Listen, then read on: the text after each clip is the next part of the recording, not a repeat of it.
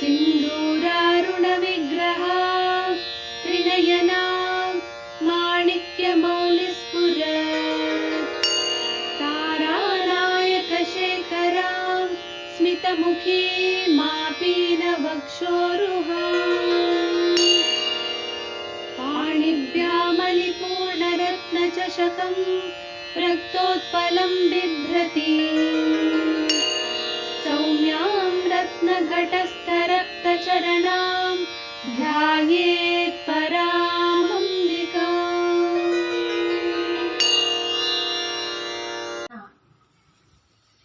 ದೇವಿಯ ನಾಮವಾಗಿ ಇಲ್ಲಿವರೆಗೆ ನಾವು ಭಾವಿಸಿದ್ದೇವೆ.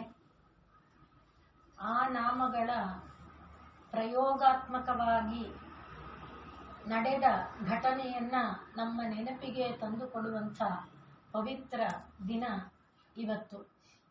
ಎರಡು ರೀತಿಯಲ್ಲಿ ಹೆಸರಿನಲ್ಲಿ ಕಾಮನ ಹುಣ್ಣಿಮೆ ಎರಡಿದೆ. ಕಾಮ ಅನ್ನುವುದು ಬೇಕಾದದ್ದು ಹೌದು, ಬೇಡವಾದದ್ದು ಹೌದು. ಯಾವ ಕಾಮ ನಮ್ಮಲ್ಲಿ ಪರಮಾತ್ಮನು ಬೇಕು ಅನ್ನುವ ಬಯಕೆಯನ್ನು ಉಂಟು ಮಾಡುತ್ತೋ, ಈಗ ನಾವು ಮುಂದೆ ನೋಡ್ತಾ ಇರುವಂಥ ನಾಮಗಳು ಕುಲ, ಅಕುಲ, ಕೌಲಿನಿ, ಕುಲಯೋಗಿನಿ, ಸಮಯಾಂತಸ್ಥ, ಮೂಲಾಧಾರೈಕ ನಿಲಯ, ಈ ನಾಮಗಳು ಯಾವುದನ್ನು ನಾವು ನೋಡ್ತಾ ಇದ್ದೇವೆ. ಆ ಒಂದು ನಾಮಗಳ ತತ್ವವನ್ನ ಭಾವಿಸ್ತಾ ಅಲ್ಲಿಂದ ಮೇಲೇರುತ್ತಾ ಪರಮಾತ್ಮನನ್ನ ಹೊಂದಬೇಕು ಅನ್ನುವಂಥ ಒಂದು ಭಾವವನ್ನ ಹೊಂದುವಂಥ ಕಾಮ ಬೇಕು. ಹಾಗೆ ಸೃಷ್ಟಿ ಮುಂದುವರಿಯಬೇಕು ಅನ್ನುವಂಥ ಕಾಮ ಬೇಕು. ಸೃಷ್ಟಿ ಭಂಗ ಆಗಬಾರದು, ಸೃಷ್ಟಿ ನಿರಂತರವಾಗಿ ಸಾಗಬೇಕು ಅನ್ನುವ ತತ್ವವನ್ನೇ ನಾವು ಈಗ ನೋಡುವಂಥದ್ದು. ಈಗ ಈ ಕಾಮನ ಹುಣ್ಣಿಮೆಗೆ ಸಂಬಂಧಪಟ್ಟಂಥ ತತ್ವವಾಗಿ ನೋಡುವಂಥದ್ದು. ಇವತ್ತು ಸ್ವಲ್ಪ ಮಟ್ಟಿಗೆ ಋತುವಿನ ವೈಪರೀತ್ಯದಿಂದ ಪ್ರಾಕೃತಿಕವಾದ ಚಟುವಟಿಕೆಯಲ್ಲಿ ಕಿಂಚಿತ್ತು ಲೋಪ ಕಂಡರೂ ಕೂಡ ಸಾಮಾನ್ಯವಾಗಿ ಈ ಒಂದು ಕಾಲ ಬರುವಲ್ಲಿಯ ವೇಳೆಗೆ ಎಲ್ಲ ಗಿಡಮರಗಳು ಖಾಲಿಯಾಗಿ ಹಳೆಯ ಎಲ್ಲವನ್ನ ತರಿದು ಹಾಕಿ ಹೊಸದನ್ನ ಸ್ವಾಗತಿಸುವುದಕ್ಕೆ ಸಿದ್ಧವಾಗಿ ಇರುವಂಥದ್ದನ್ನು ನಾವು ನೋಡ್ತೇವೆ. ಹಾಗೆ ಅರ್ಥ ಏನು? ಈ ಹಳೆಯದು ಹೋಗಬೇಕು, ಹೊಸದು ಬರಬೇಕು, ಇದು ಸ್ಥಿರವಾಗಿ ಇರುವಂಥ ಒಂದು ತತ್ವ. ಇದನ್ನೇ ಗೀತಾಚಾರ್ಯ ಏತೇ ಶ್ರುತಿ ಪಾರ್ಥ ಶಾಶ್ವತಿ ಜಗತಿ ಮತೆ ಅಂತ ಹೇಳಿದ್ದಾನೆ. ಈ ಒಂದು ದಾರಿ ಇದೆಯಲ್ಲ, ಹಳೆಯದು ಉದುರಬೇಕು, ಹೊಸದು ಬರಬೇಕು ಅನ್ನುವಂಥ ಒಂದು ದಾರಿ, ಈ ದಾರಿ ಜಗತ್ತಿನಲ್ಲಿ ಶಾಶ್ವತವಾದದ್ದಪ್ಪ ಅನ್ನುವುದು. ಆದರೆ ಹಳೆಯದು ಹೋಗಬೇಕು, ಹೊಸದು ಬರಬೇಕು ಅನ್ನುವಾಗ ಹಳೆಯದು ಹೋಗುವ, ಹೊಸದು ಬರುವುದನ್ನು ಸ್ವಾಗತಿಸುವುದಕ್ಕೆ ಮೂಲದಲ್ಲಿ ನಿಂತಿರುವ ಮೂಲಾಧಾರೈಕ ನಿಲಯ, ಅದು ಒಂದೇ ತತ್ವ. ಅದು ಆ ಒಂದು ತತ್ವ ಎಂದು ಅಳಿಸಿ ಹೋಗೋ ಹಾಗಿಲ್ಲ, ಅದು ಶಾಶ್ವತ. ಇದು ಅಳಿಸುತ್ತೆ, ಅದು ಬರುತ್ತೆ. ಆದರೆ ಅಳಿಸಿ ಬರುವ ನಡುವಿನಲ್ಲಿರುವ ಆ ಒಂದು ತತ್ವ ಮಾತ್ರ ಅಳಿಸಿದಾಗಲೂ ಅದಿದೆ, ಉಳುವಾಗಲೂ ಕೂಡ ಅದಿದೆ. ಅಂಥ ಒಂದು ತತ್ವವಾಗಿ ಇರುವುದನ್ನು ನಮ್ಮ ನೆನಪಿಗೆ ತಂದುಕೊಡುವ ಆ ಈಶ್ವರ, ಪರಮೇಶ್ವರ, ಪರಬ್ರಹ್ಮ ವಸ್ತು, ಅವನು ಯಾವ ಒಂದು ಕಾಮ ನಮ್ಮನ್ನ ಲೋಕ ಬಂಧನಕ್ಕೆ ಕಾರಣ ಮಾಡುತ್ತೋ, ಯಾವ ಒಂದು ಕಾಮ ಇವತ್ತಿನ ಒಂದು ಸೃಷ್ಟಿಯ ರೀತಿಯಲ್ಲಿ ನಾವು ನೋಡ್ತಾ ಪ್ರಕೃತಿಯ ವೈಪರೀತ್ಯಕ್ಕೆ ಕಾರಣವಾಗುವಂಥ ಕಾಮ ಆಗಿದೆಯೋ, ಪ್ರಕೃತಿಯಲ್ಲಿ ವೈಪರೀತ್ಯ ಯಾಕಾಗಿದೆ? ಮಾನವನ ದುರ್ಬುದ್ಧಿಯಿಂದಾಗಿದೆ, ಮಾನವನಲ್ಲಿರುವ ಲೋಭ ಬುದ್ಧಿಯಿಂದಾಗಿದೆ. ಈ ಬುದ್ಧಿಯನ್ನ ನಾವು ಪ್ರಾಣಿಗಳಲ್ಲಿ ಈಗಲೂ ನೋಡ್ತಿಲ್ಲ. ಮಾನವನಲ್ಲಿ ಬಂದಿರುವ ಈ ಲೋಭ ಬುದ್ಧಿಯನ್ನ ಪ್ರಾಣಿಗಳಲ್ಲಿ ಈಗಲೂ ನೋಡ್ತಿಲ್ಲ. ಕಲಿಯ ಪ್ರಭಾವ ಕಲಿ ಪ್ರಾಣಿಗಳ ಮೇಲೆ ಇಲ್ವಲ್ಲ. ಮಾನವನಲ್ಲೇ ಕಲಿ ಇರೋದು, ಕಳಿಯುವ ಬುದ್ಧಿ, ತನ್ನ ಒಂದು ಔನ್ನತ್ಯವನ್ನ ಕಳೆದುಕೊಳ್ಳುವ ಬುದ್ಧಿ, ತನ್ನ ಒಂದು ಸ್ಥಾನದ ಪ್ರಾಧಾನ್ಯವನ್ನ ಮರೆತುಕೊಳ್ಳುವ ಬುದ್ಧಿ. ಅಂಥ ಒಂದು ಬುದ್ಧಿಯನ್ನ ಕಳ್ಕೊಳ್ಬೇಕು, ಅದನ್ನ ಭಸ್ಮ ಮಾಡಿಕೊಳ್ಬೇಕು. ತನ್ನ ಒಂದು ಔನ್ನತ್ಯವನ್ನ ನಿರಂತರವಾಗಿ ನೆನಪಿಸಿಕೊಳ್ಳುವಂಥ ಒಂದು ಮೂಲ ತತ್ವವನ್ನ ಎಂದಿಗೂ ಮರೆಯಬಾರದು, ಅದು ಉಳಿಯಬೇಕು. ಅಂಥ ಒಂದು ತತ್ವ ಈ ದಿನದ ಮಹಾತತ್ವ. ಕಾಮ ಪೂರ್ಣಿಮಾ ಅನ್ನುವ ಒಂದು ತತ್ವದಲ್ಲಿ ಪರಮೇಶ್ವರ ಹರನೇತ್ರಾಗ್ನಿ ಸಂದಗ್ಧ ಅಂತ ಯಾವ ಒಂದು ನಾಮವನ್ನ ನಾವು ನೋಡಿದ್ವು. ಯಾವ ಕಾಮ ಮಾನವನ ಮನಸ್ಸಿನಲ್ಲಿ ತಾನು ಬೀಜವಾಗಿ ಬಿದ್ದು, ಶ್ರೀಕೃಷ್ಣ ಭಗವದ್ಗೀತೆಯಲ್ಲಿ ಹೇಳುವಂತೆ ಕಾಮಯೇಷ ಕ್ರೋಧಯೇಷ ರಜೋಗುಣ ಸಮುದ್ಭವ. ಅದೇನು ಮಹಾಶನಃ, ಎಷ್ಟು ಹಾಕಿದರೂ ಹೊಟ್ಟೆ ತುಂಬಲ್ಲ ಅದಕ್ಕೆ. ಮಹಾಶನಃ ಮತ್ತೆ ಮಹಾಪಾಪ್ಮ, ಹಾಕಿದ್ದೆಲ್ಲ ತಿಂತಾ ಇರುತ್ತಲ್ಲ, ಆದ್ರಿಂದಲೇ ಪಾಪ ಬುದ್ಧಿ. ಮಹಾಶನಃ ಮಹಾಪಾಪ್ಮ. ಆದ್ರಿಂದ ವಿದ್ಯೇನಮಿಹ ವೈರಿಣಂ, ಅದನ್ನು ವೈರಿ ಅಂತ ತಿಳ್ಕೊಪ್ಪ ಅಂತ ಯಾವ ಒಂದು ಕಾಮ ನಮಗೆ ಅಂದ್ರೆ ನಮ್ಮ ಒಂದು ಅಭಿವೃದ್ಧಿಗೆ, ನಮಗೆ ಅಂದ್ರೆ ಶರೀರಕ್ಕಲ್ಲ, ನಮ್ಮ ಒಂದು ಅಭಿವೃದ್ಧಿಗೆ, ನಮ್ಮ ಒಂದು ಅಂತಃಸತ್ವವನ್ನ ಕಾಣುವುದಕ್ಕೆ, ನಮ್ಮ ಒಂದು ನೈಜವಾದ ಧರ್ಮ, ಸಚ್ಚಿದಾನಂದಮಯವಾದ ಧರ್ಮ, ನಿತ್ಯವೂ ನಿರ್ವಿಕಲ್ಪವೂ ನಿರಂಜನವೂ ನಿರ್ವಿಶೇಷವೂ ನಿರವಯವವೂ ನಿಷ್ಪ್ರಪಂಚವೂ ಆದ ಜ್ಯೋತಿರೂಪವಾದ ನಮ್ಮ ಧರ್ಮ, ಅದನ್ನ ಕಾಣುವುದಕ್ಕೆ ಅಡ್ಡವಾದಂಥ ಒಂದು ಪರದೆಯಾಗಿದೆಯೋ ಅಂಥ ಕಾಮವನ್ನ ನಿರ್ಮೂಲ ಮಾಡಿದಾಗ ಇರುವುದೇನಪ್ಪ ಅಂದ್ರೆ ಪೂರ್ಣ. ಆದ್ರಿಂದ ಇದು ಪೂರ್ಣಿಮಾದಲ್ಲಿ ಚಂದ್ರ ಅವನೇನು ಮಾಡ್ತಾ ಇದ್ದಾನೆ, ಪ್ರತಿ ದಿವಸವೂ ಕೂಡ ತನ್ನ ಒಂದು ಅಮೃತವನ್ನ ದೇವತೆಗಳಿಗೆ ಉಣಿಸ್ತಾ ಇದ್ದಾನೆ. ಹಾಗೆ ಎಲ್ಲ ಅಮೃತವನ್ನ ಖಾಲಿ ಮಾಡಿಕೊಂಡಿದ್ದಾನೆ. ಹಾಗೆ ಪ್ರತಿದಿನ ದೇವತೆಗಳು ತಾವು ತೆಗೆದುಕೊಂಡ ಅಮೃತವನ್ನ ಮತ್ತೆ ಚಂದ್ರನಿಗೆ ಕೊಡ್ತಾ ಬರ್ತಾ ಇದ್ದಾರೆ. ನೋಡಿ, ಇದೇ ಕಾಮ ಪೂರ್ಣಿಮಾನಲ್ಲಿ ಕಳ್ಕೊಳ್ಳೋದು ಪಡ್ಕೊಳ್ಳೋದು ಎರಡೂ ಚಂದ್ರನಲ್ಲಿ ನಾವು ನೋಡ್ತಿದ್ದೇವೆ. ಕಳ್ಕೊಂಡೆ ಅಂತ ಚಂದ್ರ ದುಃಖ ಆಗಿಲ್ಲ, ಕಳ್ಕೊಂಡಾಗ ಚಂದ್ರ ಇಲ್ಲ ಆಗಿಲ್ಲ. ಚಂದ್ರ ಇದ್ದಾನೆ ಅಲ್ವಾ, ಅವನ ಕಿರಣ ಮಾತ್ರ ಹೋಗಿದೆ. ಯಾಕೆಂದ್ರೆ ನಾವು ಆಕಾಶ ನೋಡ್ತಿದ್ರೆ ಹೀಗಿದ್ದಾನೆ, ಇಷ್ಟು ಬೆಳಕು ಕಾಣುತ್ತಷ್ಟೇ. ಆದ್ರೆ ಆ ಮಿಕ್ಕಿದ ವೃತ್ತ ಇದ್ದೇ ಇದೆ. ಅಂದ್ರೆ ಆ ಮೂಲ ಇದೆ, ಆದ್ರೆ ಆ ಬೆಳಕು ಕಾಣದಂತೆ ಅಡಚಣೆಯಾಗಿದೆ.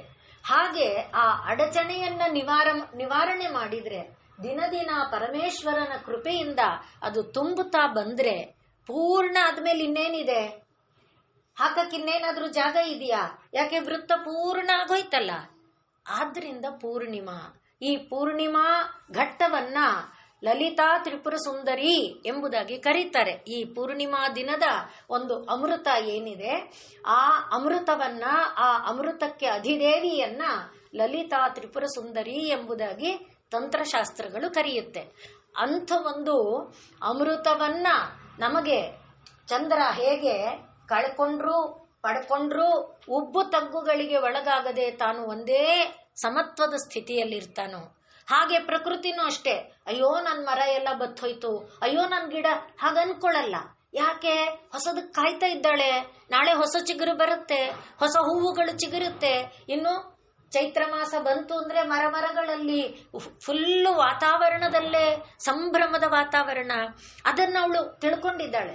ಅದೇ ರೀತಿಯಲ್ಲಿ ನಾವು ಕೂಡ ಕಳ್ಕೊಳ್ಳೋಕ್ಕೆ ಪಡ್ಕೊಳ್ಳೋಕ್ಕೆ ನಾವು ತಂದಿದ್ದೇನಿಲ್ಲ.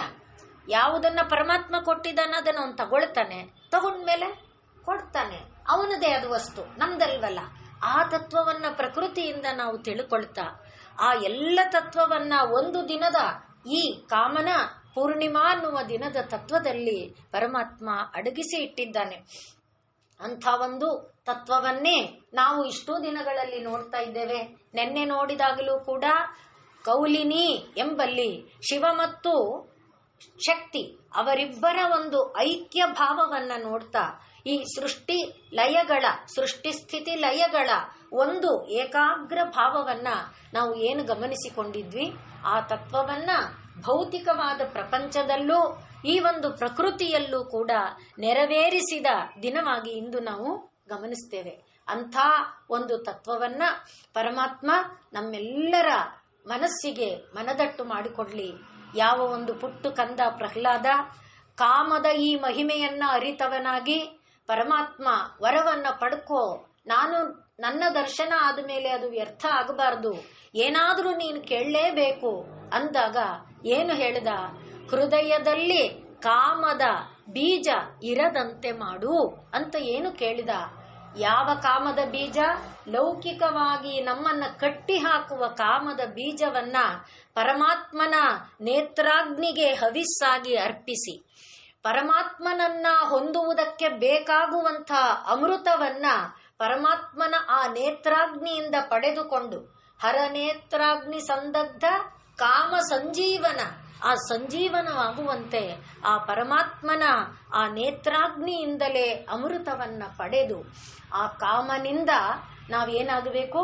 ಮೋಕ್ಷ, ಕಾಮದ ಪಕ್ಕದ ಹೆಜ್ಜೆಯಾಗಿರುವ ಆ ಮೋಕ್ಷದ ಧಾಮವನ್ನು ಕೂಡ, ಮೋಕ್ಷ ಅಂದಾಗ ನೆನ್ನೆ ನೋಡಿದ ನಾಮದ ಭಾವ, ಶಿವಶಕ್ತಿ ಐಕ್ಯ ಭಾವವನ್ನ, ಆ ಕೌಲಿನಿ ಎಂಬ ಭಾವವನ್ನ ಅನುಭವಿಸುವಂತೆ ಪರಮಾತ್ಮ ನಮ್ಮೆಲ್ಲರ ಮೇಲೆ ತನ್ನ ಅನುಗ್ರಹ ಮಾಡಲಿ, ತನ್ನ ಕೃಪಾ ಕಟಾಕ್ಷವನ್ನ ಬೀರಲಿ.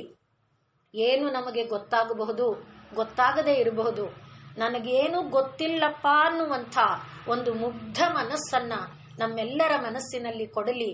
ಈ ಮುಗ್ಧವಾದ ಮನಸ್ಸಿರುವ ಜಾಗದಲ್ಲಿ ಪರಮಾತ್ಮ ಬೇಗ ತನ್ನ ಹೆಜ್ಜೆ ಇಡ್ತಾನೆ. ಎಲ್ಲಿ ನನಗೆ ಗೊತ್ತಿದೆ ಎನ್ನುವ ಭಾವ ಇದೆ ಅಲ್ಲಿ ಪರಮಾತ್ಮ ಸ್ವಲ್ಪ ಕಾಲ ತಗೊಳ್ತಾನೆ. ಗೊತ್ತಿದೆ ಅಂತಿದೆಯಲ್ಲ ನೋಡೋಣ ಅಂತ.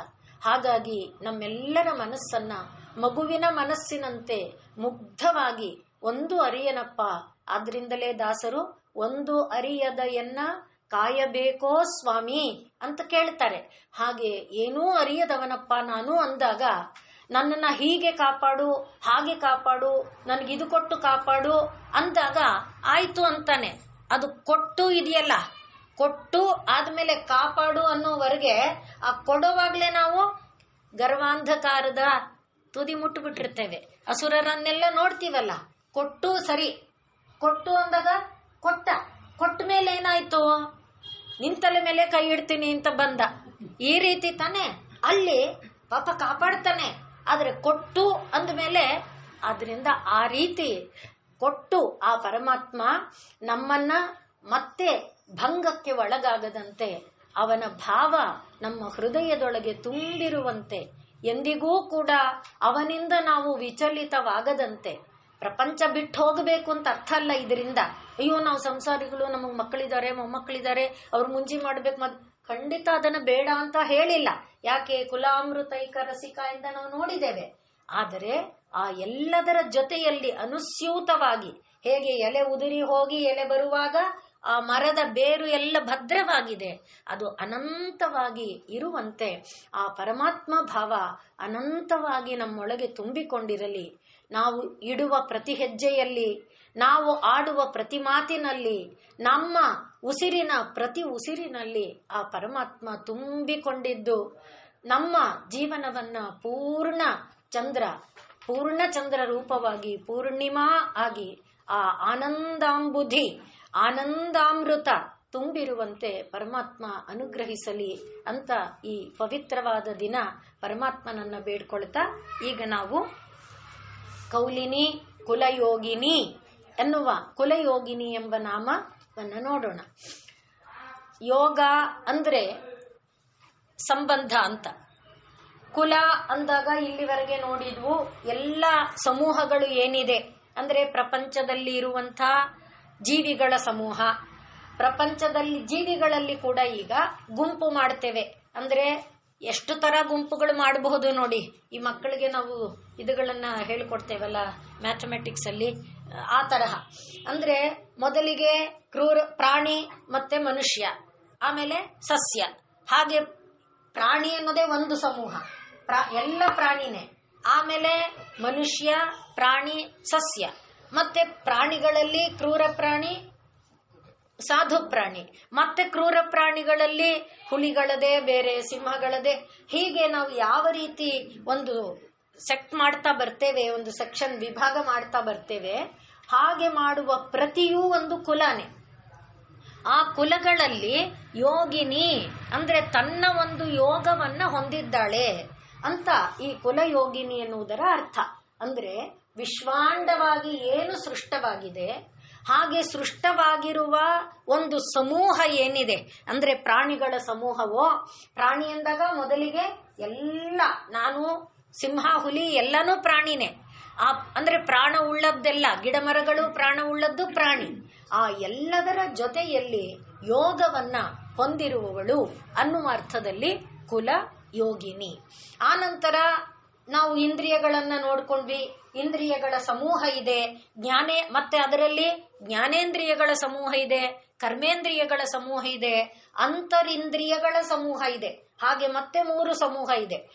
ಆ ರೀತಿ ಎಲ್ಲಾ ಸಮೂಹಗಳ ಜೊತೆಯಲ್ಲಿ ಕೂಡ ಆಕೆ ತನ್ನ ಒಂದು ಸಂಬಂಧವನ್ನ ಹೊಂದಿರುವುದನ್ನ ಕುಲಯೋಗಿನಿ ಅನ್ನುವ ನಾಮದಲ್ಲಿ ನಾವು ನೋಡ್ತೇವೆ. ಆದ್ದರಿಂದ ಈಗ ನಾವು ಆ ದೇವಿಯನ್ನ ಪಡಿಬೇಕಾದ್ರೆ ಯಾವುದೇ ಒಂದು ಇಂದ್ರಿಯವನ್ನ ಹಿಡ್ಕೊಂಡ್ರು ಕುಲಯೋಗಿನಿ ಅಲ್ವಾ. ಕಣ್ಣನ್ನ ಸಾಕು, ಆ ಕಣ್ಣನ್ನ ನಾವು ಇಟ್ಕೊಂಡು ನನಗೆ ಈ ಒಂದು ವಸ್ತು ಕಾಣ್ತಾ ಇದೆಯಲ್ಲ, ವಸ್ತು ಕಾಣುವಿಕೆ ಕಣ್ಣು, ಈ 3 ಇಟ್ಕೊಂಡು ನಾವು ಅನಲೈಸ್ ಮಾಡ್ತಾ ಒಳಗೆ ಬಂದ್ರೆ ನಾವು ಮುಟ್ಟೋದೆಲ್ಲಿಗೆ? ಪರಮಾತ್ಮನ್ನೇ. ಅದಕ್ಕೆ ನಾವು ಅನೇಕ ಬಾರಿ ನೋಡಿರುವ ಮಾತೇನದು? ಅಗ್ನಿರ್ಮೇವಾಚಿಶ್ರಿತಃ ವಾಗ್ಹೃದಯೇ ಹೃದಯಂ ಮಯಿ ಅಹಂ ಅಮೃತೇ ಅಮೃತಂ ಬ್ರಹ್ಮಣಿ. ಹಾಗೆ ಎಲ್ಲ ಯಾವ ಮೂಲಕ್ಕೆ ಹೋಗಿ ಮುಟ್ಟಿಸುತ್ತೆ ಆ ಮಾತು. ಇದು ಒಂದನ್ನ ನಾ ಯಾವಾಗೂ ಹೇಳ್ತೀನಿ, ಉದ್ದಕ್ಕೂ ಅದು ಎಲ್ಲತನ್ನೂ ಹೇಳುತ್ತೆ. ಯಾವ್ಯಾವ್ದನ್ನ? ಕರ್ಮೇಂದ್ರಿಯಗಳನ್ನ, ಹಾಗೆ ವಾಕ್ಪಾಣಿ ಪಾದ ಪಾಯೂಪಸ್ಥ ಅವುಗಳನ್ನ ನಾನು ವಾಕ್ಕೊಂದನ್ನ ಆರಂಭ ಮಾಡಿದ್ದೇನೆ, ಮುಂದಕ್ಕೆ ಅವುಗಳನ್ನೆಲ್ಲ ಹೇಳುತ್ತೆ. ಯಾವುದೂ ಕೂಡ ಮುಟ್ಟೋದಲ್ಲಿ ಬ್ರಹ್ಮಣಿ. ಹಾಗೆ ಆ ಯೋಗ ಎಲ್ಲಿದೆ ಅಂದ್ರೆ ಗಿಡದ ಮರವನ್ನ ನಾವು ನೋಡ್ತಾ ಇದ್ದೇವಲ್ಲ, ಮರದ ದೊಡ್ಡ ಮರದಲ್ಲಿ ಎಷ್ಟು ಎಲೆಗಳಿದೆ, ಎಷ್ಟು ಚಿಗುರುಗಳಿದೆ, ಚಿಗುರು ಬರುವ ಕಣ್ಣುಗಳಿದೆ. ನಾವು ಮರವೊಂದನ್ನೇ ಗಮನಿಸಿದರೆ ಒಂದು ಮರದಲ್ಲಿ ನಾವು ನೋಡ್ಬೇಕಾದ್ದೆಷ್ಟಿದೆ ಆ ಕಣ್ಣುಗಳು. ಆಮೇಲೆ ಆ ಮರದಲ್ಲಿ ಸಣ್ಣ ಮೊಗ್ಗು ತಚ್ಚಿದೆ, ಒಂದು ದೊಡ್ಡ ಮೊಗ್ಗಿದೆ, ಒಂದು ದಪ್ಪ ಮೊಗ್ಗಿದೆ, ಇನ್ನೂ ದಪ್ಪ ಮೊಗ್ಗಿದೆ, ಇನ್ನೂ ದಪ್ಪ ಮೊಗ್ಗಿದೆ, ಒಂದರಲ್ಲಿ ಒಂದು ದಳ ಬಿಚ್ಚಿದೆ, ಇನ್ನೊಂದರಲ್ಲಿ 4 ದಳ ಹೀಗೆ ಅದರ ಒಳಗೆ ಇರುವಂಥದ್ದು ಎಷ್ಟು ವಿಭಾಗಗಳಿದೆಯಲ್ಲ. ಆ ಎಲ್ಲದರ ಜೊತೆಯಲ್ಲಿ ಮರದ ಬೇರಿನ ರಸದ ಧರ್ಮ ಇದೆ ತಾನೆ. ಆ ಯೋಗ ಇಲ್ಲದೆ ಇದ್ರೆ ಅವೆಲ್ಲ ಜೀವಂತವಾಗಿರೋಲ್ಲ. ಆದ್ರಿಂದ ಮರದ ವಿಭಾಗ ಎಷ್ಟು ಕೋಟಿ ಇದೆಯೋ, ಆ ಮರದ ವಿಭಾಗದ ಎಲ್ಲದರ ಜೊತೆಯಲ್ಲಿ ಯಾವುದರ ಸಂಪರ್ಕ ಇದೆ? ಆ ಮರದ ಧರ್ಮದ ಸಂಪರ್ಕ ಹೇಗಿದೆ ಅದನ್ನ ಈಗ ಕಣ್ಣಿಗೆ ಬರ್ತಾ ಇದೆ ಅಲ್ವಾ ಚಿತ್ರ. ಅದೇ ಕುಲಯೋಗಿನಿ. ನಾವು ಈ ಪ್ರಪಂಚವನ್ನ ಊರ್ಧ್ವಮೂಲ ಮಧಶಾಖಂ ಅನ್ನುವಂತೆ ಒಂದು ಮರವಾಗಿ ಭಾವಿಸಿಕೊಂಡ್ರೆ ಏನು ಹೇಳಿದೆ. ಹಾಗೆ ಅದರಿಂದಲೇ ವಿಷ್ಣು ಸಹಸ್ರನಾಮದಲ್ಲಿ ಅವನನ್ನ ವೃಕ್ಷ ಎಂಬ ಹೆಸರಿಂದ ನಾವು ನೋಡ್ತೇವೆ ವಿಷ್ಣು ಸಹಸ್ರನಾಮದಲ್ಲಿ. ಆದ್ರಿಂದ ಆ ಮರ ಇದೆಯಲ್ಲ, ಮರದ ಸಂಬಂಧ ಎಲ್ಲದರ ಜೊತೆಯಲ್ಲಿ, ಮರದ ಸಂಪರ್ಕದಲ್ಲಿ ಒಂದು ಮರವನ್ನ ನೀವು ಮುಟ್ಟಿದರೆ, ಇದು ನಿಮ್ಮ ಕಣ್ಣೊಳಗೆ ನೀವು ಅಬ್ಸರ್ವ್ ಮಾಡಿ ನೋಡಿದರೆ ಗೊತ್ತಾಗುತ್ತೆ. ಒಂದು ಮರದಲ್ಲಿ ಮಿನಿಮಮ್ 1,00,000 ಜೀವಗಳಿರುತ್ತೆ. ಮಿನಿಮಮ್ ಎಷ್ಟು ಎಣಸಕ್ಕೆ ಸಿಕ್ಕಲ್ಲ. ಎಷ್ಟು ರಾಶಿ ಇರುವೆಗಳಿರುತ್ತೆ, ಎಷ್ಟು ಸಣ್ಣ ಸಣ್ಣ ಕೀಟಗಳಿರುತ್ತೆ, ಎಷ್ಟು ಗೆಜ್ಜಲು ಹುಳುಗಳಿರುತ್ತೆ, ಏನೇನೋ. ಇವುಗಳನ್ನ ತಿನ್ನುವಕ್ಕೆ ಹಕ್ಕಿಗಳಿರುತ್ತೆ, ಹಕ್ಕಿಗಳಲ್ಲಿ ನಾನಾ ವಿಧ ಹಕ್ಕಿಗಳಿರುತ್ತೆ. ಈ ಎಲ್ಲಕ್ಕೂ ಮರಕ್ಕೂ ನೇರ ಸಂಬಂಧ ಇಲ್ಲ, ಅಂದ್ರೆ ಮರದ ರಸದ ಸಂಬಂಧ ಇಲ್ಲ. ಆದ್ರೆ ಮರದ ಸಂಬಂಧ ಇದೆಯೋ ಇಲ್ವೋ? ಇದು ನನ್ನ ಮನೆ. ಆ ರೀತಿ ಈಗ ನಮ್ಮ ಸಂಬಂಧಗಳನ್ನ ಯೋಚನೆ ಮಾಡ್ತಾ ಬನ್ನಿ. ನನಗೆ ಈ ಶರೀರಕ್ಕೆ ಸಂಬಂಧ ನಿಜ ಇಲ್ಲ ಅಲ್ವಾ. ಒಳಗೆ ಇರುವ ಮರದ ರಸ ಇದೆಯಲ್ಲ, ಅದಕ್ಕೆ ಸಂಬಂಧ ಇದೆ. ಆದ್ರೆ ಇದಕ್ಕೆ ಈಗ ನಾನು ಕೊಟ್ಟ ಈ ಹಕ್ಕಿಗಳು, ಈ ಕೀಟಗಳು, ಇದಕ್ಕೆ ಸಂಬಂಧ ಇಲ್ಲದೆ ಇರುವಂತೆ ಇಲ್ಲ. ಆದ್ರೆ ಈ ಶರೀರ ನಾನು, ಈ ಶರೀರ ನಂದು, ಇದೆಲ್ಲ ಯೋಗ. ಕುಲಯೋಗಿನಿ ಅಂದಾಗ ದೇವಿ ಆ ಎಲ್ಲದರ ಜೊತೆಯಲ್ಲಿ ಯೋಗವನ್ನ ಹೊಂದಿದ್ದಾಳೆ. ಇದು ಮನಸ್ಸಿಗೆ ಬಂದ್ರೆ ಅದನ್ನ ತತ್ವರೂಪದಲ್ಲಿ ಅಲ್ಲಿ ಹೇಳ್ತಾರೆ. ಕುಲಯೋಗಿನಿ ಅಂತ ಕೇಳಿದ್ರೆ ನಾವು ಯಾವುದನ್ನ ಬಹಿರ್ದಶಾರದಿಂದ ಆರಂಭ ಮಾಡಿಕೊಂಡು ಬಂದಿದ್ದೇವಲ್ಲ, ಆ ಬಹಿರ್ದಶಾರದಿಂದ ಒಳೊಳಗೆ ಬಂದಾಗ ಬಿಂದು ಜಾಗ ಏನಿದೆ, ಆ ಬಿಂದು ಜಾಗದವರೆಗೆ ಒಂದೊಂದು ಚಕ್ರದಲ್ಲಿ ಕೂಡ ಹೆಸರುಗಳನ್ನ ನಾವು ಹೇಳಿಲ್ಲ. ಹೇಳಿದ್ರೆ ಅದು ಕೇಳೋದ್ರಲ್ಲೇ ಮನಸ್ಸು ಚಲ್ಯಪಿಲ್ಲಿ ಆಗ್ಬಿಡುತ್ತೆ ಅನ್ನಕ್ಕೆ ಹೇಳಿಲ್ಲ. ತ್ರೈಲೋಕ್ಯ ಮೋಹನಾದಿ ಚಕ್ರಗಳು ಏನಿದೆ, ಒಂದೊಂದು ಚಕ್ರದಲ್ಲಿ ಎಷ್ಟೆಷ್ಟು ದೇವತೆಗಳಿದ್ದಾರೆ, ಆ ಎಲ್ಲಾ ದೇವತೆಗಳು ಕುಲ. ಮತ್ತೆ ತ್ರೈಲೋಕ್ಯ ಮೋಹನ ಚಕ್ರ ಅಂದ್ರೆ ಅದು ಒಂದು ಕುಲ. ಆ ಕುಲದಲ್ಲಿ ಎಷ್ಟು ದೇವತೆಗಳಿದ್ದಾರೆ, ಅದು ಒಂದು ಕುಲ. ಆ ಯಾವ ಕುಲವನ್ನ ನೀನು ಹಿಡ್ಕೊಂಡ್ರು ದೇವಿ ಇದ್ದಾಳೆ. ಆ ದೇವಿಯ ಸಂಪರ್ಕ ಈ ಬಿಂದುವಿನಿಂದ ಹಿಡಿದು, ಹೇಗೆ ಮರದ ತಾಯಿ ಬೇರಿನಿಂದ ಕೆಳಗಡೆ ಬೇರೆ ಸಾಕು, ಎಣಸಕ್ಕೆ ಸಿಕ್ಕಲ್ಲ ನಮಗೆ. ಒಂದು ಬೇರನ್ನು ತೆಗೆದ್ರೆ ಆ ಬೇರಿಗೆ ಎಷ್ಟು ರಾಶಿ ಕೂದಲುಗಳು ಇರುತ್ತೆ. ಅದನ್ನ ನಾವು ಗಮನಿಸಿದರೆ ಎಷ್ಟು ದೊಡ್ಡದಾಯಿತು ತತ್ವ. ಹಾಗೆ ಆ ರೀತಿಯಲ್ಲಿ ಈ ಒಂದು ಇದನ್ನ ನಾವು ಗಮನಿಸಿಕೊಂಡಾಗ ಎಲ್ಲದರ ಜೊತೆಯಲ್ಲಿ ಯೋಗ ಎಂಬುದು ಇದೆ. ಕುಲ ಯೋಗಿನಿ ಅಂದಾಗ ಯಾವ ಒಂದು ಅಂಶವನ್ನು ಬಿಡದೆ ದೇವಿ ಇದ್ದಾಳೆ ಅನ್ನುವ ತತ್ವವನ್ನ ಹೇಳ್ತಾ ಇದೆ. ಆದ್ದರಿಂದಲೇ ನೀನು ಯಾವುದನ್ನ, ಈಗ ನಾವು ಕಣ್ಣಿನ ವಿಷಯಕ್ಕೆ ಬಂದ್ರೆ, ನನ್ನ ಕಣ್ಣು ಅನ್ನುವುದು ವಸ್ತುವನ್ನ ನೋಡುತ್ತೆ ಅನ್ನುವುದನ್ನ ನಾವು ಒಳಕ್ಕೆ, ಈ ವಸ್ತುವನ್ನ ನೋಡುವುದಕ್ಕೆ ಇರುವ ಈ ಒಂದು ಸಂಬಂಧ, ಆ ಸಂಬಂಧದಿಂದ ಇರುವ ಬೆಳಕಿನ ಒಂದು ಪ್ರತಿಫಲನ, ಈ ಎಲ್ಲ ಪ್ರತಿಫಲನವಾದದ್ದನ್ನ ನಿರ್ಣಯ ಮಾಡುವ ಬುದ್ಧಿ, ಆ ಬುದ್ಧಿಗೆ ಶಕ್ತಿ ಕೊಡುವಂತ ಚೈತನ್ಯ, ಹೀಗೆ ಒಳಗೆ ಹೋದರೆ ಎಲ್ಲದರ ಜೊತೆ ಇರುವ ಆ ಅಂಟನ್ನು ಗಮನಿಸಿದಾಗ ಕೇವಲ ಕಣ್ಣು ಒಂದು ಹಿಡಿದರೂ ನಾವು ಮುಟ್ಟುವುದು ಆ ಯೋಗಿನಿ ದೇವಿಯನ್ನೇ. ಯಾವುದನ್ನೇ ತಗೊಳ್ಳಿ, ಅದು ಇದೆಲ್ಲ ನೋಡಕ್ಕಾಗಲ್ಲ. ನಾಲಿಗೆ ಮೇಲೆ ಊಟ ಬಾಯಿಗೆ ಇಟ್ವಿ, ಹಾಗೆ ಇಟ್ಟಂಥ ಅನ್ನ ತಕ್ಷಣ ರಸ ಕೊಡ್ತು, ಏನು ರುಚಿಯಾಗಿದೆ, ಉಪ್ಪು ರಾಶಿ ಅಲ್ವಾ. ಈ ಎಲ್ಲ ಬಂದ್ರೆ ಆ ಎಲ್ಲಕ್ಕೂ ಕೂಡ ಆ ಗುರುತು ಬಂದಿದ್ದೆಲ್ಲಿ ಪಟ್ಟಂತ ಇಲ್ಲೇ ತಾನೆ. ಅದರ ಜೊತೆಯಲ್ಲಿ ಸಂಬಂಧನ ತಗೊಂಡು ಹೋದ್ರೆ ಅದು ನಮ್ಮನ್ನು ಮುಟ್ಟಿಸೋದೆಲ್ಲಿಗೆ? ಪರಮಾತ್ಮನಿಗೇನೆ. ಇದು ಕುಲಯೋಗಿನಿ. ಆದ್ದರಿಂದಲೇ ಇಲ್ಲಿ ಬಹಿರ್ದಶಾರದಿಂದ ಬಿಂದುವರೆಗೆ ಬಂದ್ರೆ ಯಾವ ಯಾವ ದೇವಿಗಳು, ಆ ದೇವಿಗಳೆಲ್ಲ ಅದೇ ನಮಗೆ ಎಲ್ಲ ಸರ್ವಾಕರ್ಷಿಣಿ ಅಂದಾಗ ಎಲ್ಲ ಆಕರ್ಷಣೆಗಳು, ರೂಪಾಕರ್ಷಿಣಿ, ಚಿತ್ತಾಕರ್ಷಿಣಿ, ದೇವತೆಗಳ ಹೆಸರುಗಳು ಅಲ್ಲಿಗೆ ಇದೆಲ್ಲ ಅದೇ ತಾನೆ. ಅದನ್ನ ಆ ಶಬ್ದ ಹೇಳ್ತಿಲ್ಲ ನಾನಷ್ಟೇ, ಇವೆಲ್ಲವೂ ಕೂಡ ದೇವಿನೇ. ಆ ಎಲ್ಲದರ ಜೊತೆಯಲ್ಲಿ ದೇವಿಯ ಒಂದು ಅಂಟು ಪ್ರಬಲವಾಗಿ ಇದೆ. ಅದನ್ನ ನಾವು ತಿಳ್ಕೊಂಡ್ರೆ ನಾವು ಯಾರನ್ನ ಮುಟ್ತೇವೆ? ಆ ಯೋಗಿನಿಯನ್ನೇ ಮುಟ್ತೇವೆ. ಅದು ಕುಲ ಯೋಗಿನಿ ಅನ್ನುವ ನಾಮ. ಈ ಯೋಗಿನಿ ಅನ್ನುವ ದೇವತೆಗಳನ್ನ ಅನೇಕ ದೇವತೆಗಳಾಗಿ, ಅಂದ್ರೆ ಯೋಗಿನಿಯಲ್ಲಿ ವಿಭಾಗ ಮಾಡುತ್ತಾರೆ. ಒಂದು ಪ್ರಕಟ ಯೋಗಿನಿ, ಗುಪ್ತ ಯೋಗಿನಿ, ಗುಪ್ತತರ ಯೋಗಿನಿ. ಈಗ ನಾ ಹೇಳಿದ್ದನ್ನ ನೀವು ಯೋಚನೆ ಮಾಡ್ಕೊಂಡ್ರೆ ಅಲ್ಲೇ ಅನ್ವಯ ಆಗುತ್ತೆ.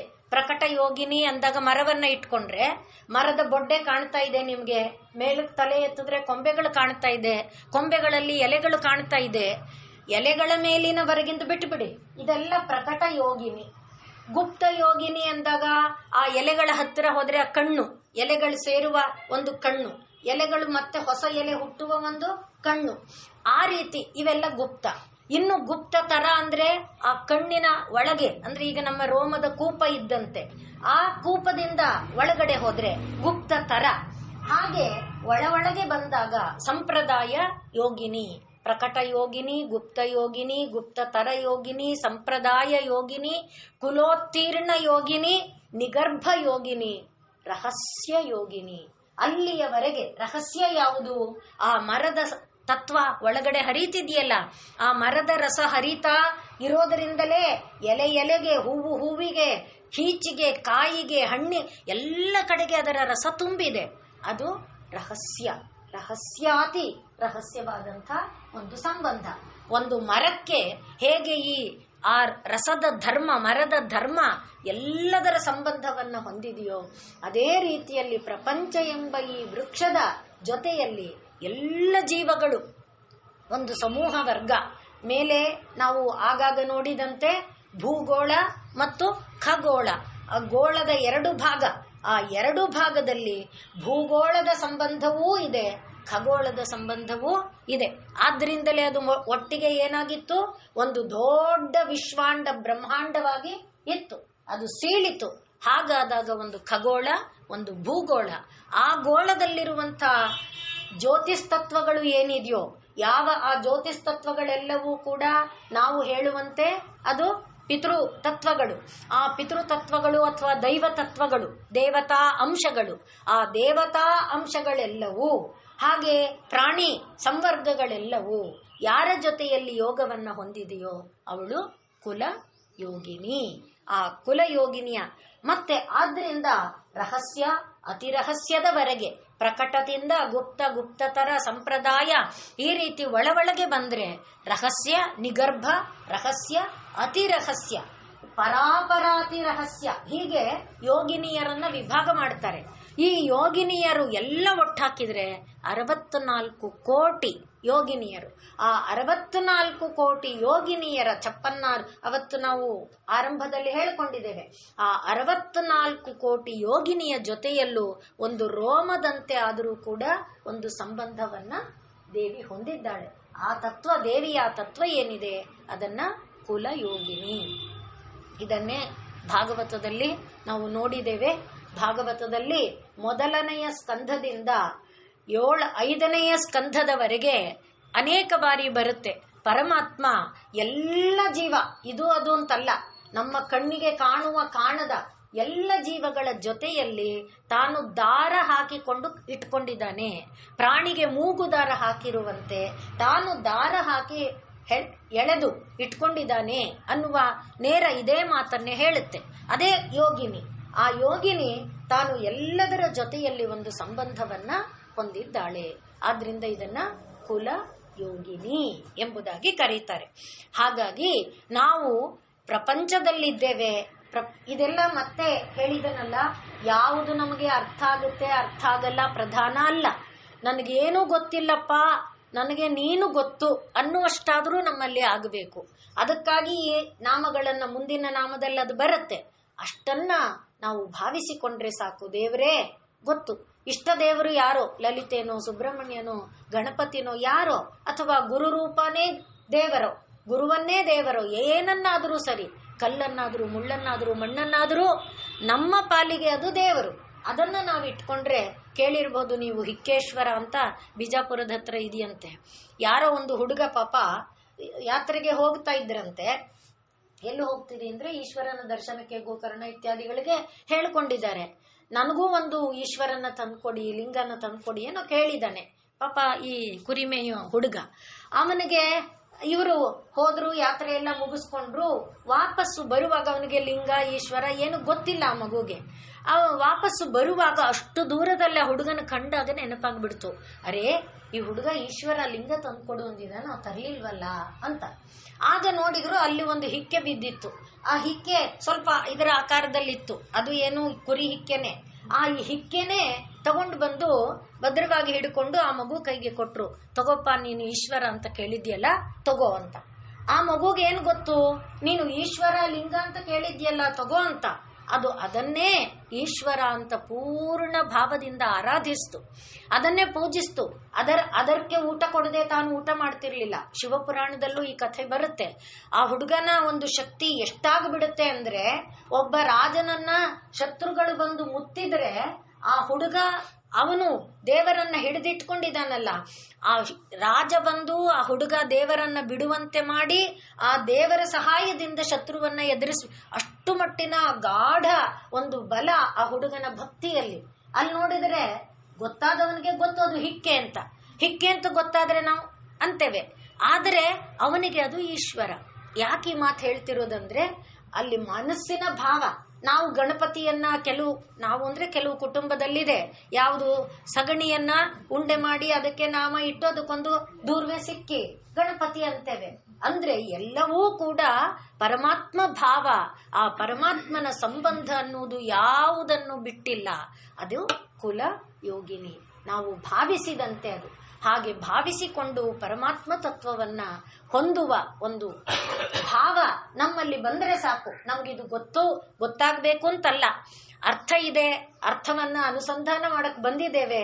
ಕೇಳುವಾಗ ಒಂದ್ ಸ್ವಲ್ಪ ಹೊತ್ತು ಮನಸ್ಸು ದೇವರಲ್ಲಿ ನಿಲ್ಲುತ್ತಾ, ಏನು ತಲೆ ಒಳಗೆ ಹೋಗುತ್ತೆ ಹೋಗ್ಲಿ, ಹೋಗದೆ ಇದ್ರೆ ಒದರಿ ಪರವಾಗಿಲ್ಲ, ನಮ್ಗೇನು ಗೊತ್ತಾಗ್ಲಿಲ್ಲ, ಇವ್ರೇನೋ ಹೇಳ್ತಾ ಇದ್ದಾರೆ ಅಂತ ಅನ್ನಿಸಿದ್ರು ಕೂಡ ದೇವರಲ್ಲಿ ಮನಸ್ಸು ನೆಲೆ ನಿಂತರೆ ಸಾಕು ಅನ್ನೋದಕ್ಕೆ ಹೇಳಿದೆ. ಅದರಲ್ಲಿರುವ ಅರ್ಥಗಳನ್ನ ಒಂದ್ ಸ್ವಲ್ಪನಾದ್ರೂ ನಾನು ನಿಮಗೆ ತಿಳಿಸ್ಕೊಡ್ಬೇಕು. ಅರ್ಥ ಆಗುವಷ್ಟನ್ನ ತಗೊಳ್ಳಿ, ಆಗದೇ ಇದ್ದಿದ್ದನ್ನ ಒದರಿ. ಅದು ನಿಮ್ಮ ಒಳಗೆ ಸಂಸ್ಕಾರವಾಗಿ ಉಳಿದಿರುತ್ತೆ. ಈ ಜನ್ಮಕ್ಕಲ್ಲ ಮುಂದಿನ ಜನ್ಮಕ್ಕಾದರೂ ಅದು ಬೀಜವಾಗಿ ಮರವಾಗತ್ತೆ, ಒಳ್ಳೇದಾಗತ್ತೆ. ಮತ್ತೆ ಆ ಪರಮಾತ್ಮ ತತ್ವ ಒಂದು ಮಾತ್ರ ಮನಸ್ಸಿನಲ್ಲಿ ನೆಮ್ಮದಿಯಾಗಿ ಸ್ಥಿರವಾಗಿ ನೆಲೆ ನಿಲ್ಲುವಂತಾಗಲಿ, ಅದು ಒಂದು ಉಳಿದ್ರೆ ಸಾಕು. ಈಗ ಮುಂದಿನ ನಾಮ ಅಕುಲ. ಕುಲಯೋಗಿನಿ ಅಕುಲ. ನಾವು ನಿನ್ನೆ ನೋಡಿದ್ವಿ ಕುಲ ಮತ್ತು ಅಕುಲದ ಸಂಯೋಗ ಕೌಲ ಅಂತ. ಕುಲ ಮತ್ತು ಅಕುಲವನ್ನ ಸೇರಿಸಿದರೆ ಅದು ಕೌಲ ಅಂತ. ಅಲ್ಲಿ ನಾವು ಏನ್ ಹೇಳಿದ್ವಿ, ಒಂದನ್ನ ಕುಲ ಎನ್ನುವುದನ್ನ ಶಕ್ತಿ ಎನ್ನುವುದಾಗಿ, ಅಕುಲ ಎಂಬುದನ್ನ ಶಿವ ಎಂಬುದಾಗಿ. ಇಲ್ಲಿ ಅಕುಲ ಅಂತ ಇಲ್ಲೇ ಅದು ತಾಯಿಗೆ ಮತ್ತೆ ಹೇಳ್ತಾ ಇದ್ದೇವೆ. ಅಂದ್ರೆ ಅರ್ಥ ಏನಾಯ್ತು, ಶಿವ ಮತ್ತು ಶಕ್ತಿಯಲ್ಲಿ ಭೇದ ಇಲ್ಲ, ಅವರಿಬ್ಬರೂ ಕೂಡ ಅಭಿನ್ನರು. ಅದನ್ನೇ ನಾವು ಎಲ್ಲಿ ನೋಡಿದ್ವು, ಸೃಷ್ಟಿ ಮಾಡುವಾಗ ಸೃಷ್ಟಿ ತತ್ವದಲ್ಲಿ ಬ್ರಹ್ಮ ತಾನು ಏನೇನೋ ಮಾಡಿದ, ಅವನ ಉಗುರಿನಿಂದ, ಕಾಲಿನಿಂದ, ಇದು ಮೊಣಕಾಲಿನಿಂದ, ಮೀನು ಖಂಡದಿಂದ ಯಾವ್ಯಾವುದೋ ಪ್ರಜಾಪತಿಗಳು ಬಂದ್ರು. ಕರ್ದಮ ಬಂದ, ದಕ್ಷ ಬಂದ, ಹೀಗೆ ಎಷ್ಟೋ ಪ್ರಜಾಪತಿಗಳು. ಆದರೆ ಸೃಷ್ಟಿ ಕಾರ್ಯ ಮುಂದುವರಿಸಿದರೋ ಇಲ್ಲ. ಅವರ ಶರೀರವನ್ನೇ ವಿಭಾಗ ಮಾಡಿಕೊಂಡು ಸ್ವಯಂಭುವ ಶತರೂಪೆ ಬಂದ ನಂತರ ತಾನೆ. ಅಂದ್ರೆ ಅರ್ಥ ಏನು, ಶಿವ ಎಂಬುದು ಶಕ್ತಿ ಎಂಬುದು ಬೇರೆ ತತ್ವ ಅಲ್ಲ. ಆದ್ರಿಂದ ಶಿವ ತನ್ನೊಳಗೆ ಆಕೆಯನ್ನ ಇಟ್ಕೊಂಡು ಲೋಕಕ್ಕೆ ತೋರಿಸಿದ್ದಾನೆ. ಶಕ್ತಿ ಬೇರೆ ಅಲ್ಲ, ನಾನು ಬೇರೆ ಅಲ್ಲ, ದೇವಿ ಬೇರೆ ಅಲ್ಲ, ತಾಯಿ ಬೇರೆ ಅಲ್ಲ, ತಂದೆ ಬೇರೆ ಅಲ್ಲ. ಇನ್ನು ಲೌಕಿಕ ದೃಷ್ಟಿಯಿಂದ ಹೇಳೋದಾದ್ರೂ ಕೂಡ ಯಾರು ಆ ಪರಬ್ರಹ್ಮ ತತ್ವವನ್ನ ಪರಮ ಆಧಾರದಿಂದ ಈ ಒಂದು ಬ್ರಹ್ಮರಂಧ್ರದ ಮೂಲಕ ಅನುಭವಿಸಿ ಅದನ್ನ ಶರೀರಾಂತರ್ಗತವಾದ ತತ್ವವಾಗಿ ಮೂಲಾಧಾರದವರೆಗೆ ಮುಟ್ಟಿಸಿಕೊಂಡು ಅನುಭವಿಸ್ತಾ ಆ ತತ್ವವನ್ನ ತಂದಿದ್ದಾನೋ ಅವನು ತಂದೆ. ಆ ತತ್ವವನ್ನ ತಂದವನು ತಂದೆ. ಅದನ್ನ ಕೊಟ್ಟಾಗ ಇಲ್ಲಿ ತಾ ಅಂತ ಆ ಧರ್ಮವನ್ನ ಇಲ್ಲಿ ತಂದು ಆ ತತ್ವವನ್ನ ಲೋಕದಲ್ಲಿ ಬೆಳಗುವಂತೆ ಮಾಡುವವಳು ತಾಯಿ. ಇಲ್ಲಿ ತಂದಿದ್ದಾಳೆ, ತಾಯಿ ಇಲ್ಲಿಗೆ ತಂದಿದ್ದಾಳೆ. ಆದ್ರಿಂದ ತಂದೆ ಮತ್ತು ತಾಯಿಯಲ್ಲಿ ಅಲ್ಲೇ ಭೇದ ಇಲ್ಲ. ಯಾಕೆಂದ್ರೆ ತಂದೆ ಎಂಬುದು ಪರತತ್ವವನ್ನ ತಂದ ವಸ್ತು, ಆದರೆ ತಾಯಿ ಎಂಬುದು ಪರತತ್ವವನ್ನ ಉಳಿಸಿ ಬೆಳೆಸುವ, ಈ ಲೋಕದಲ್ಲಿ ಉಳಿಸಿ ಬೆಳೆಸುವ ಒಂದು ತತ್ವ. ಅಲ್ಲಿಗೆ ಪರತತ್ವದ ಸಂಬಂಧದೊಡನೆ ಆ ತಂದೆ ತಾಯಿಯ ಸಂಬಂಧ ಹೊರತು ಪರತತ್ವವನ್ನ ಬಿಟ್ರೆ ತಂದೆ ಸಂಬಂಧವೂ ಇಲ್ಲ, ತಾಯಿ ಸಂಬಂಧವೂ ಇಲ್ಲ. ಅಂಥ ಒಂದು ಮಹೋನ್ನತವಾದ ಒಂದು ಸಂಬಂಧ ತಂದೆ ಮತ್ತು ತಾಯಿ ಅನ್ನುವ ಸಂಬಂಧ. ಆದ್ರಿಂದ ಇಲ್ಲಿ ಅಕುಲ ಅಂತ ಹೇಳುವಾಗ ಈ ಅಕುಲ ತಾಯಿ ಅನ್ನುವುದು ಕುಲ ಮೊದಲಿಗೆ ಆ ಪರಮಾತ್ಮ ವಸ್ತುವೇ ಅವಳಾಗಿದ್ದಾಳೆ. ಯಾರನ್ನ ನಾವು ಶಿವ ಎಂಬುದಾಗಿ ಕರೆದುವೋ ಕುಲ ಅಕುಲ ಅಂದಾಗ ಅವನೇ ಅಕುಲ ಅಂತ ದೀರ್ಘ ಆದರೆ ಶಿವ ಅಂತ. ಶಿವ ಶಿವ ಎರಡೂ ಕೂಡ ಒಂದೇ. ಅದನ್ನ ಇಲ್ಲಿ ಹೇಳಿದ್ವಿ. ಇನ್ನು ಕುಲ ಅಂತಂದಾಗ ಇಲ್ಲಿಯವರೆಗೆ ಏನು ಹೇಳ್ಕೊಂಡು ಬಂದಿದ್ದೇವೆ, ಸಮೂಹ ಅಂತ. ದೇಹದಲ್ಲಿ ಇಂದ್ರಿಯಗಳ, ಮನಸ್ಸಿನ ಅಂದ್ರೆ ಜ್ಞಾನೇಂದ್ರಿಯಗಳ, ಕರ್ಮೇಂದ್ರಿಯಗಳ, ಚಿತ್ತ, ಮನಸ್ಸು, ಬುದ್ಧಿ, ಅಹಂಕಾರಗಳ ಏನೇನೋ ಸಮೂಹ ಇದೆ. ಅದು ಒಂದು ಸಮೂಹ. ಆ ಸಮೂಹ ದೇವರಿಗಿದೆಯೋ ಇಲ್ಲ. ಅದಿದ್ದಿದ್ರೆ ಅವನು ನಮ್ಮ ತರ ಆಗ್ಬೇಕಾಗಿತ್ತು. ಆಗ್ತಾನಲ್ಲ, ರಾಮ ಆಗಿದ್ನಲ್ಲ, ಕೃಷ್ಣ ಆಗಿದ್ನಲ್ಲ, ಆಗುತ್ತಾನೆ. ಆದರೆ ನಮ್ಮ ತರಹ ಕರ್ಮಬದ್ಧವಾದ ಶರೀರವನ್ನು ಅವನು ಹೊಂದಿರಲ್ಲ. ನಮ್ಮಂತೆ ಯಾಕಾಗುತ್ತಾನೆ? ನಮಗೆ ದಾರಿ ತೋರಿಸೋದಕ್ಕಾಗುತ್ತಾನೆ, ನಮಗೆ ಮಾರ್ಗದರ್ಶಕನಾಗೋದಕ್ಕಾಗುತ್ತಾನೆ.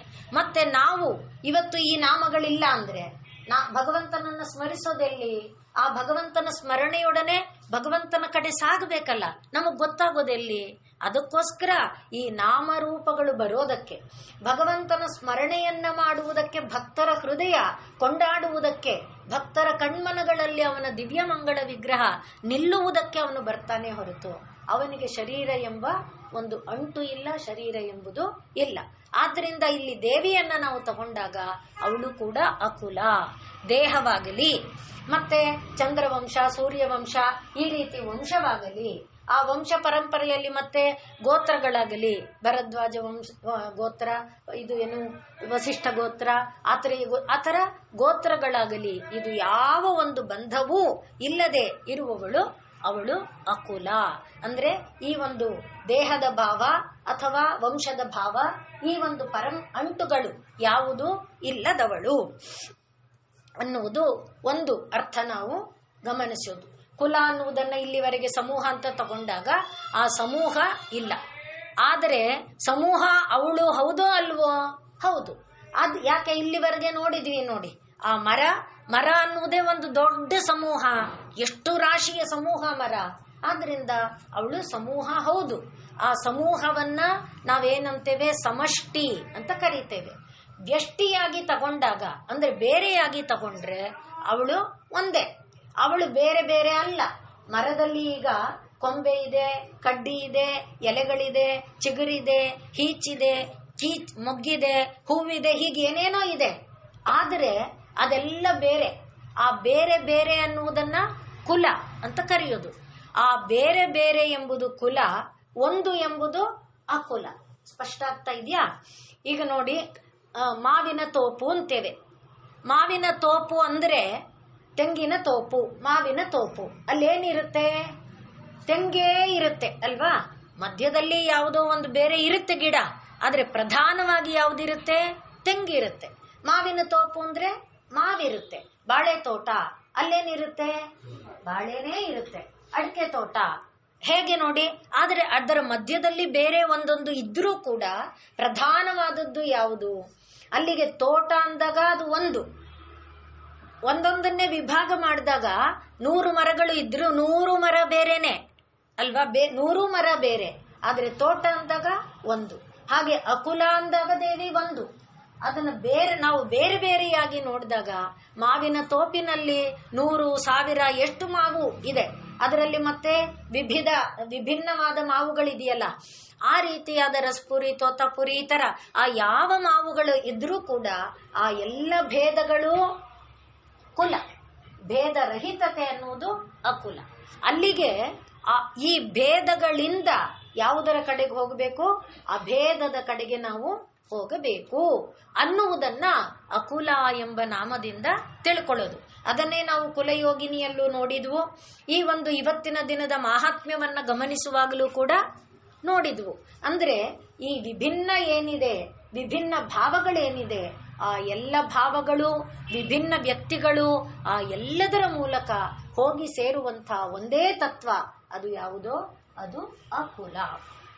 ಅದರಿಂದ ಕುಲ ಎಂತ ಹೇಳಿದಾಗ ಅನೇಕ ಶರೀರಗಳು, ಅನೇಕ ಇಂದ್ರಿಯಗಳ ಸಮೂಹ ಇತ್ಯಾದಿ ಅನೇಕ.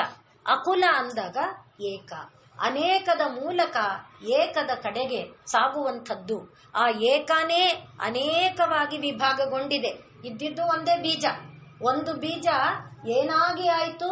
ದೊಡ್ಡ ಮರವಾಗಿ, ಕೊಂಬೆಗಳಾಗಿ, ಎಲೆಗಳಾಗಿ, ಹೂವುಗಳ ಆ ರೀತಿ ಒಂದರಿಂದ ಇಷ್ಟಲ್ವಾ? ಅಷ್ಟರಿಂದ ಒಂದು. ಆ ರೀತಿಯಾದ ಅನುಷ್ಠಾನವನ್ನ ಮಾಡಿಕೊಂಡು ಅದನ್ನ ನಾವು ಸಾಧನೆ ಮಾಡಿಕೊಂಡ್ರೆ ಅದು ಅಕುಲ. ಆದ್ರಿಂದ ದೇವಿ ಅಕುಲ. ಈ ರೀತಿ ಕುಲಯೋಗಿನಿ, ಅಕುಲ. ಈಗ ಮುಂದಕ್ಕೆ ಸಮಯಾಂತಸ್ಥ. ಸಮಯ ಅಂದ್ರೆ ಮೊದಲಿಗೆ ಸಮ ಅನ್ನುವುದು ಒಂದು, ಯಾ ಅನ್ನುವುದು ಎರಡನೇದು, ಅಂತಸ್ಥ ಅನ್ನುವುದು ಮೂರನೇದು. ಆ 3 ಶಬ್ದ ಅಲ್ಲಿದೆ. ಸಮಯಾಂತಸ್ಥ. ಸಮ ಅಂದ್ರೆ ಈಗ ತಾನೇ ಹೇಳಿದ್ವಲ್ಲ 2, ಯಾವುದು? ಕುಲ ಮತ್ತು ಅಕುಲ ಅಂತ. ಆ ಕುಲವು ಅಕುಲವು ಸಮ ಅನ್ನುವ ಭಾವವನ್ನ ಯಾ ಅಂದ್ರೆ ಹೊಂದೋದು, ಯಾತಿ ಅಂದ್ರೆ ಪ್ರಾಪ್ನೋತಿ, ಹೊಂದೋದು ಅಂತ ಅರ್ಥ. ಆದ್ರಿಂದ ಆ ಎರಡರಲ್ಲಿ ಏಕಭಾವವನ್ನ, ಸಮ ಎನ್ನುವ ಭಾವವನ್ನ, ಅದು ಹೇಗೆ ಸಮ? ಇದು ನೋಡಿದ್ರೆ ಇಷ್ಟು ದೊಡ್ಡದಾಗಿದೆ, ಬೀಜ ನೋಡಿದ್ರೆ ಇಷ್ಟೇ ಆಗಿದೆ, ಅದು ಹೇಗೆ ತಕಡಿಲಿಡ ಸಮಾನ? ಆ ತರಹ ಸಮ ಅಲ್ಲ. ಧರ್ಮದ ದೃಷ್ಟಿಯಿಂದ ಏನಾಗಿದೆ? ಸಮವಾಗಿದೆ. ಆದ್ದರಿಂದ ಅಂದ್ರೆ ಇದೂ ಪರತತ್ವನೇ, ಅದೂ ಪರತತ್ವನೇ ಅನ್ನುವ ಅಂಶವನ್ನು ತಗೊಂಡಾಗ ಅದು ಸಮ. ಪರತತ್ವ ಅನ್ನುವ ವಿಷಯದಲ್ಲಿ ಅದು ಸಮ. ಹೊರ ರೂಪದಿಂದ ಅಲ್ಲ, ಫಿಸಿಕಲ್ ಪ್ರಾಪರ್ಟಿಯಿಂದ, ಕೆಮಿಕಲ್ ಪ್ರಾಪರ್ಟಿಯಿಂದ ಅಲ್ಲ, ಅಥವಾ ತಕ್ಕಡಿಯಲ್ಲಿಟ್ಟು ಏನು ಅದರ ತೂಕವನ್ನ, ಮಾಸು, ವಾಲ್ಯೂಮ್ ಅವುಗಳಿಂದ ಅಲ್ಲ. ಆದರೆ ತತ್ವದ ದೃಷ್ಟಿಯಿಂದ 2. ಯಾವುದು? ಕುಲ ಎಂಬುದು ಅಕುಲ ಎಂಬುದು 2. ಶಿವ ಎಂಬುದು ಶಕ್ತಿ ಎಂಬುದು 2 ಅಲ್ಲ. ಇದು ಈಕ್ವಲ್ಸ್ ಶಿವ ಈಕ್ವಲ್ಸ್ ಶಕ್ತಿ, ಶಕ್ತಿ ಈಕ್ವಲ್ಸ್ ಶಿವ. ಶಿವ ಮತ್ತು ಶಕ್ತಿಯ ಒಂದು ವಿಭಿನ್ನ ರೂಪಗಳು ಈ ಒಂದು ವಿಶ್ವಾಂಡ ಬ್ರಹ್ಮಾಂಡ. ಆದ್ದರಿಂದ ಯಾವ ಒಂದು ವಿಶ್ವಾಂಡ ಬ್ರಹ್ಮಾಂಡದಲ್ಲಿ ನಾವು ಒಂದು ಸಣ್ಣ ಕೀಟವಾಗಿ, ಒಂದು ಅಣುವಿಗಿಂತಲೂ ಸಣ್ಣ ಅಣುವಾದ ರೀತಿಯಲ್ಲಿ ನಾವಿದ್ರೂ ಕೂಡ ಅದರ ಮೂಲಕ ನಾವು ಸಾಗಿ ಮುಟ್ಟಬೇಕಾದ ಒಂದು ಧಾಮ, ಅದನ್ನ ಅನುಷ್ಠಾನ ಮಾಡೋ ಕ್ರಮ ಇದೆಯಲ್ಲ, ಅದನ್ನ ಸಮಯಾಚಾರ ಅಂತ ಕರೀತಾರೆ. ಮುಂದಕ್ಕೆ ಸಮಯಾಚಾರ ಅಂತ ಬರುತ್ತೆ. ಆದ್ರಿಂದ ಸಮಯ ಅಂದ್ರೆ ಟೈಮ್ ಅಂತ ಅನ್ಕೊಳ್ಳೋ ಅರ್ಥ ಇಲ್ಲ ಇಲ್ಲಿ. ಸಮ ಅಂದಾಗ ಸಮಯ ಮತ್ತೆ ಅಂತಸ್ಥ, ಆ ಸಮ ಎನ್ನುವ ಭಾವವನ್ನ ಹೊಂದುವುದಕ್ಕೆ ಬೇಕಾದ ಮಾರ್ಗದ ಒಳಗೆ ಇದ್ದಾಳೆ. ಅಂತಸ್ಥ ಅಂದ್ರೆ ಒಳಗೆ ಇದ್ದಾಳೆ. ಎಲ್ಲಿ ಒಳಗಿದ್ದಾಳೆ? ಸಮ ಅಂದ್ರೆ ಕುಲ ಮತ್ತು ಅಕುಲದಲ್ಲಿ ಸಮವಾಗಿ ಇರುವ ಒಂದು ಭಾವವನ್ನ ಹೊಂದುವುದಕ್ಕೆ ಬೇಕಾದ ದಾರಿಯಲ್ಲಿ ಇದ್ದಾಳೆ. ಅಂತಸ್ಥ, ಸಮಯಾಂತಸ್ಥ. ಹೀಗೆ ಈಗ ಸಮಯ ಅಂದಾಗ ಈ ಒಂದು ಸಮತ್ವವನ್ನ ಯೋಗಿಯಾದವನು ಯಾವ ರೀತಿ ಅನುಭವಿಸ್ತಾನೆ? ಅವನು ಈಗ ಶರೀರದ ನೆಲೆಯಲ್ಲಿದ್ದಾಗ ಶರೀರ ಎಂಬುದು ಇದೆ. ಕಣ್ಣು ತೆರೆದಿದ್ದಾಗ ನೂರಾರು ಸಾವಿರಾರು ಏನೇನು ಕಾಣ್ತಾ ಇದೆ ಅದೆಲ್ಲ ಕಾಣ್ತಾ ಇದೆ. ಕಣ್ಣು ಮುಚ್ಚಿದಾಗ ತನ್ನ ಉಸಿರನ್ನ ಒಳಕ್ಕೆ ಎಳೆದಾಗ ಉಸಿರನ್ನ ಅಪಾನದ ಜೊತೆಯಲ್ಲಿ ಸೇರಿಸಿ ಮೂಲಾಧಾರದಿಂದ ಮೇಲೆತ್ತಿ ಆ ಪರಮಾತ್ಮ ತತ್ವದವರೆಗಿನ ಸಹಸ್ರಾರದವರೆಗೆ ಒಂದಾಗಿ ಸೇರಿಬಿಟ್ಟಾಗ ಜೀವಾತ್ಮ ಒಂದು ಭಾವ, ಈ ಶಿವಶಕ್ತಿ ಎಂಬ ಒಂದು ಭಾವವನ್ನು ಹೊಂದಿಬಿಟ್ಟಾಗ ಅಲ್ಲಿ ಅವನಿಗೆ ಏನಿದೆ? ಭೇದ ಯಾವುದು ಉಳಿದಿಲ್ಲ. ಎಲ್ಲವೂ ಕೂಡ ಒಂದಾದ ನೆಲೆಯಲ್ಲಿದೆ. ಆದ್ರಿಂದ ಸಮಾಧಿಯಲ್ಲಿ ಅದನ್ನ ಸಮಾಧಿ ಅಂತ ಕರೀತಾರೆ. ಸಮಾಧಿ ಸ್ಥಿತಿಯಲ್ಲಿ ಸಮಾಧಿ ಸಮತಾವಸ್ಥಾ ಸಮಯ. ಸಮಯ ಅಂದ್ರೆ ಯಾವ ಒಂದು ಯೋಗಿಯಾದವನು ಸಮಾಧಿಯ ಸ್ಥಿತಿಯಲ್ಲಿ ಸಮತ್ವ ಭಾವವನ್ನ ಹೊಂದುತ್ತಾನೋ, ತನ್ನ ಒಂದು ಪ್ರಾಣ ಅಪಾನಗಳ, ಈಗ ಪ್ರಾಣ ನೋಡಿದ್ರೆ ಬೇರೆ, ಅಪಾನ ನೋಡಿದ್ರೆ ಬೇರೆ. ಆದ್ರೆ ಪ್ರಾಣ ಅಪಾನಗಳನ್ನ ಒಂದಾಗಿ ಕಾಣ್ತಾ ಇದ್ದಾನೆ, ಒಳಗಡೆ ಅನುಭೂತಿಯಲ್ಲಿ ಪಡೀತಾ ಇದ್ದಾನೆ. ಪ್ರಾಣ ಅಪಾನಗಳನ್ನ ಹೊರಮುಖಕ್ಕೆ ಬಿಟ್ರೆ ಕಾಣುವ ಲಕ್ಷಾಂತರ ವೈವಿಧ್ಯಗಳು ಬೇರೆ. ಆದರೆ ಅದನ್ನ ಒಳಗೆ ಸೆಳೆದು ನಿಂತಾಗ ಕೊನೆಗೆ ತಾನೂ ಇಲ್ಲದಂಥ ಒಂದು ಸ್ಥಿತಿ ಇದೆಯಲ್ಲ, ಅದು ಸಮಯ. ಅದರ ಅಂತಸ್ಥ, ಅಂಥ ಒಂದು ನೆಲೆಯಲ್ಲಿ ಇರುವುದನ್ನ ಸಮಯಾಂತಸ್ಥ ಎಂಬುದಾಗಿ ಕರೀತಾರೆ. ಈ ನಾಮದ ಇನ್ನು ಉಳಿದ ಅರ್ಥವನ್ನ ಇದೇ ಅರ್ಥದ್ದೇ ಸ್ವಲ್ಪ ವಿಸ್ತಾರವಾಗಿ ಮನಸ್ಸಿಗೆ ತಂದುಕೊಳ್ಳೋದನ್ನ ನಾವು ನಾಡಿ. ಶುಕ್ರವಾರ ನಿಮಗೆ ಅನುಕೂಲ ಇದೆಯಾ? ನಾಳೆ ನನಗೆ ಅನನುಕೂಲ ಇದೆ. ನಿಮಗೆ ಅನುಕೂಲ ಇದ್ರೆ ಶುಕ್ರವಾರದ ದಿನ ನೋಡಿ.